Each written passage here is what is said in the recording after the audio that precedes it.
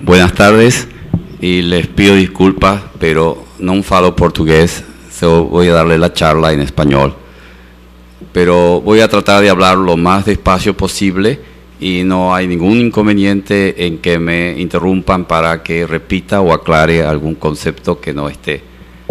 Ante todo, mi agradecimiento al profesor Helio y Marcos, que fueron las personas quienes me invitaron a este congreso, y a las personas que me han recibido y atendido, como Leandro y Fabio, quienes me han hecho sentir en casa. Para ellos mi agradecimiento.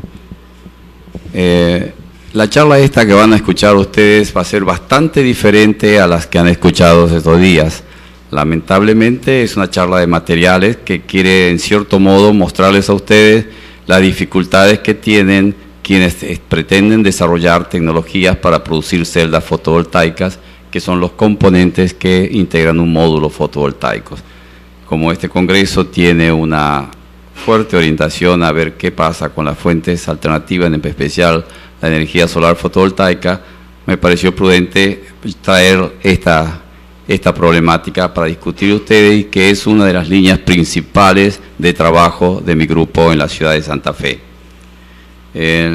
Yo pertenezco a la Universidad Nacional del Litoral, cuyo logo es ese que ven ahí, que es la luz sin deficiencia, y dentro de la universidad existen institutos de investigaciones de doble dependencia de la universidad y del organismo mayor de investigación de Argentina, que es el CONICET, o sea, el Consejo Nacional de Investigaciones Científicas y Tecnológicas, que tiene un instituto compartido en la ciudad de Santa Fe que se denomina INTEC, en el cual nos dividimos en grupo de investigación. Yo dirijo el grupo que es de energías renovables y tengo la doble dependencia de este instituto y de la universidad. Para que ubicarlos ustedes en la problemática, me gustaría darle una idea del estado del arte de las tecnologías que compiten en el mercado mundial en este momento. Hablamos de generación de tecnología. La primera generación es la más antigua de todo, que comenzó en los años 1958 con el famoso envío de satélites al espacio, los Sputnik, no sé si se acuerdan de ellos. Fueron posible enviar esos satélites porque se desarrollaron las primeras celdas solares que energizaban todos los sistemas y instrumentos que contenía el Sputnik. Desde entonces ha sido un largo camino que ha recorrido las celdas solares de silicio mono y policristalino, o semicristalino como se llama actualmente, que se consideran la primera generación. Estas celdas, que son las primeras, están ahí, son las que en este momento controlan el mercado, son mayoritarias. Sus eficiencias, las eficiencias de los módulos integrados por estas celdas están en el rango del 14 al 19% de conversión de la energía radiante que le llega del sol a energía eléctrica en corriente continua que sale de los módulos. La problemática que ha enfrentado siempre la energía solar fotovoltaica fueron los altos costos. En el intento de disminuir los costos surgió en los últimos 10 años la competencia de las tecnologías denominadas de películas delgadas o thin film, capas delgadas también. Esas tecnologías se basan, ya usan distintos materiales, entre ellos los más destacados es el amorfo, el llamado protomorfo, también el policristalino de silicio, el del selenuro de cobre, indio y galio, el del teleruro de cadmio, y los módulos construidos con estos materiales están en el rango de eficiencias entre el 8 y el 13%, están en competencia, fundamentalmente tratando de lograr por lo menos una tajada del mercado que en este momento se estima del 30%. Y la última generación que ha empezado en estos años es algo muy interesante porque es una innovación completa en cuanto a la estructura de las celdas. Hasta ahora, en general, todas las celdas se basaban en crear un diodo tipo PN como el origen del potencial que se necesita para separar los portadores generados por la absorción de fotones. En este caso, se basan en principios físicos totalmente distintos, como son las denominadas quantum dot o los nanotubos, que necesitaría una charla de más de los 40 minutos que me han dado para explicarle qué son ambas cosas. Pero es una tercera generación que ya está a nivel de laboratorio y presenta resultados bastante promisorios. Esto es un diagrama que fue publicado por un organismo que lo considero muy serio, que es la Asociación Europea de Industria Fotovoltaica, que se conoce con las siglas EPIA, que significa European Photovoltaic Industrial Association, en donde fue más o menos una proyección de cómo sería el mercado a futuro, proyectándolo hasta el 2030, y en el cual podemos ver que el azul es las celdas de silicio cristalino, el rojo las de películas delgadas que vamos a hablar hoy, y el nuevo concepto, la tercera generación en amarillo. Ya para el 2010, cuando fue hecho esto, ocurría de que el 90% estaba ocupado por las cristalinas y había un 10% de mercado por las thin film.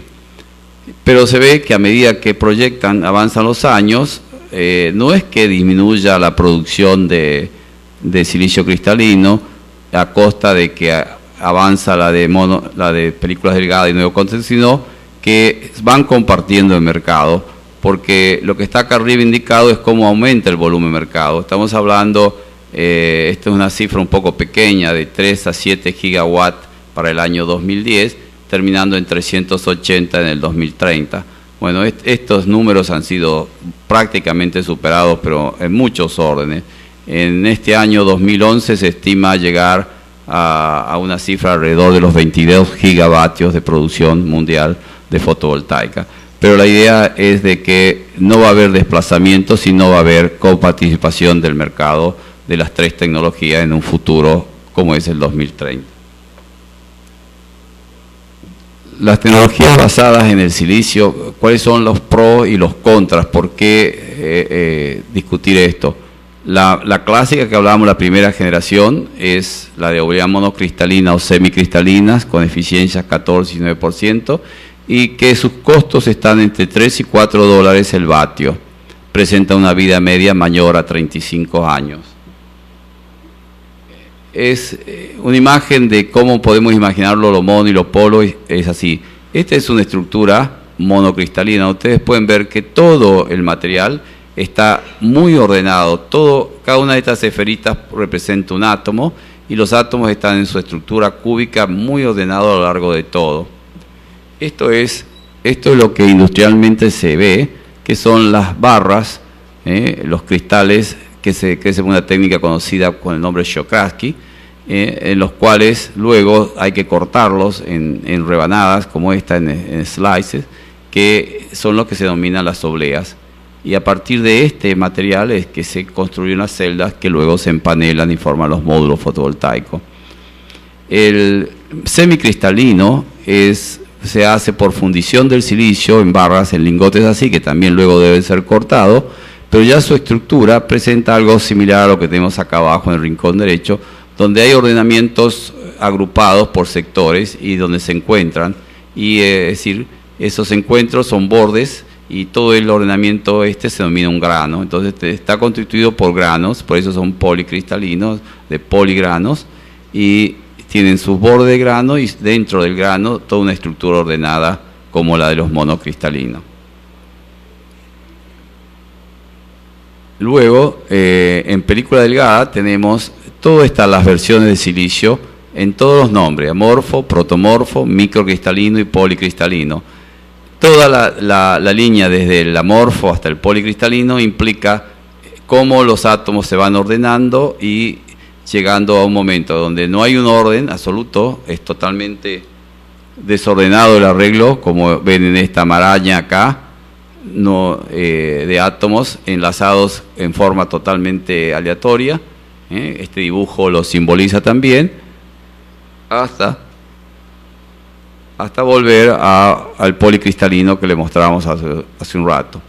A medida que uno avanza en ir ordenando el material, va obteniendo el protomorfo, el microcristalino, que ya es como un policristalino, nada más que sus granos son muy pequeños, y el policristalino, donde los granos pretenden ser mayores a los micrones.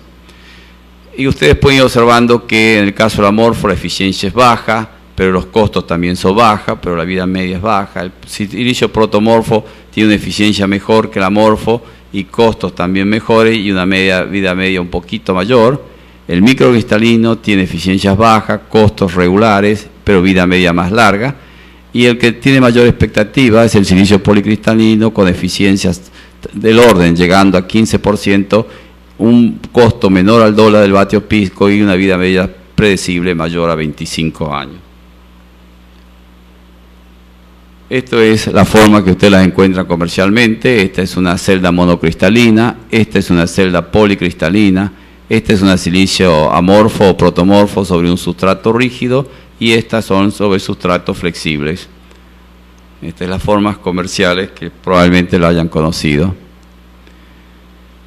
Ahora la pregunta es, ¿cuáles son las razones para trabajar con el silicio? ¿Por qué es el empecinamiento con este material? Bueno, la primera, y es muy importante cuando uno quiere hacer uso y aplicaciones masivas de un elemento, y es de que es el material más abundante sobre la superficie de la Tierra. El 33% de la corteza terrestre es silicio. Es el material que le han dedicado más estudios. Prácticamente no creo que haya otro material más estudiado que el silicio. Es un material que no es contaminante y es muy fácilmente reciclable. La estructura de las celdas solares que se hacen con silicio son muy sencillos, son simplemente un diodo PN. Y de todas las tecnologías que hemos discutido, la que se presenta con más probabilidad de éxito, pero éxito de un punto de vista ya comercial, no de un éxito técnico, porque las monocristalinas son realmente muy buenas, pero todavía sus costos son un poco elevados para el interés, digamos, de la competencia. Y el silicio policristalino en láminas delgadas se presenta como la posibilidad de lograr la competencia neta. Para dar una idea de las dificultades de una celda de película delgada de silicio policristalino, acá en este gráfico tengo un esquema de cómo se forma. Es realmente una estructura sándwich de 6 capas, donde hay, del lado que la luz incide, la luz solar incide, se encuentra una capa antirreflectante para evitar que la luz sea reflejada. Luego hay una capa de grilla colectora para coleccionar por esta parte los electrones. Y luego viene una película delgada, dopada fuertemente de características N, que se conoce como el emisor, la cual tiene un espesor no mayor a 0,1 micrón, o sea 100 nanómetros. Luego una capa absorbente dopada ligeramente tipo P, por eso es una P-, que es donde se absorbe la luz y se generan los pares electrón huecos.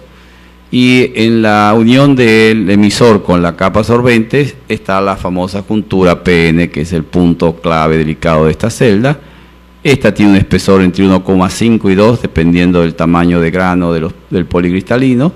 Y esta capa posterior solamente se dopa fuertemente, también tipo P, a los efectos de lograr un contacto óhmico bueno con la última capa, que es el conductor metálico encargado de colectar por este lado los huecos o lagunas, creo que le dicen ustedes en portugués, las lagunas. Esta es la estructura y que funciona muy bien.